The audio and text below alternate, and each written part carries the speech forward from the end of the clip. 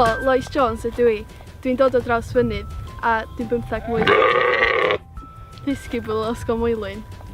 Y syniad busnes ydy gadael i ymwelwyr ddod yma i ymweld â'r ffarm ac cael mynd â dafad sorbl am dro. Gefais i'r syniad o wneud busnes yn hun adra ar ôl gweld wbath debyg ar y teledu.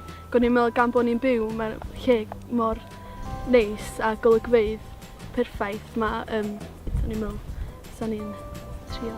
So, defaid fyddwn ni'n defnyddio ydy defaid sorbl. Maen nhw'n dod yn reiddiol o'r iseldiroedd ac gan bod nhw'n defaid dol yn licio mynd am dro ac yn licio cwmni bobl. Dwi'n meddwl sa'n nhw'n berffaith a mae bobl pan dyn ni'n mynd â nhw i sioia ac yn dangos nhw i ddangos llawer o ddiddordeb. Tesni mam Lois dwi. Dwi'n falch iawn bod wedi cael ei derbyn ar y prosiect amser i fentro. Pan ddudodd i am ei syniad wrth ei ddechrau, o'n i'n meddwl, paid â bod y wirion, ond mwyaf dwi'n meddwl am y peth. Dwi'n meddwl bod gen i syniad bach da. A dwi'n falch iawn bod i'n meddwl am ddechrau busnes mor ifanc.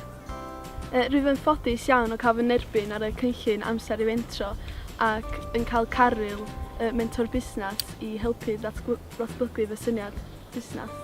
Da ni'n cael mynd ar cyrsiau defnyddiol fatha da ni newydd fod ar cwrs cyfryngau gymdeithasol a fydd hynna'n defnyddiol iawn i fynd ymlaen efo'r syniad busnes gan fydd marchnata yn elfen allweddol i gario ymlaen gyda'r syniad.